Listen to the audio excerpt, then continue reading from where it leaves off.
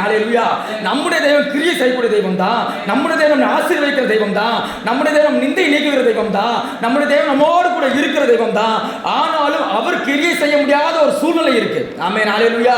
ஆமென். இந்த மத்தியான வசதி கேட்கிற தெய்வ பிள்ளைகளே, தெய்வம் சொல்லுகிற ஒரு காரியம், தெய்வம் கிரியை செய்யக்கூடியவர் தான். தெய்வம் உங்களை ஆசீர்வதிக்கக்கூடியவர் தான்.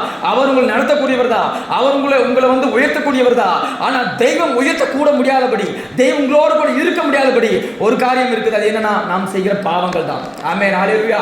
எத்தனை பேர் ஏற்றுக்கொள்கிறீங்க? ஆமென். நீங்க ஏற்றுக்கொண்டாலும் ஏற்றுக்கொள்ளாவிட்டாலும் இதுதான் சத்தியம். ஆமென். ஹல்லேலூயா. இஸ்ரவேல் ஜனங்கள் தெய்வம் ஆசீர்வதிச்சார். ஆமென். உன்னை ஆபிரகாம் அவர் ஆசீர்வதிச்சாரு. நீ ஆசீர்வதிப்பேன், உன்னை சபிப்பேன் சொன்னாரு. நீ எங்க போனா உன்னை ஆசீர்வதிப்பேன் சொன்னாரு. அப்பேற்பட்ட அந்த ஆசீர்வாதம் இஸ்ரவேல் ஜனங்கள் மேல இருந்துச்சு. ஆனால் இப்போ அவங்க சூழ்நிலை எப்படி இருக்கு?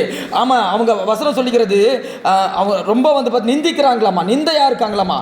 அப்படியெல்லாம் வசனத்தில் அவங்க எழுதியிருக்காங்க, சங்கீதத்தில் எழுதியிருக்காங்க. அப்படி எல்லோரும் பார்த்து நிந்திக்கிறவங்களா, ஒரு பழமொழியா, ஒரு கேவலமா பேசுறவங்களா, இப்படிப்பட்ட ஒரு நபரை மாற்றிருக்காங்க. காரணம் அவங்க செய்த பாவம். ஹல்லேலூயா.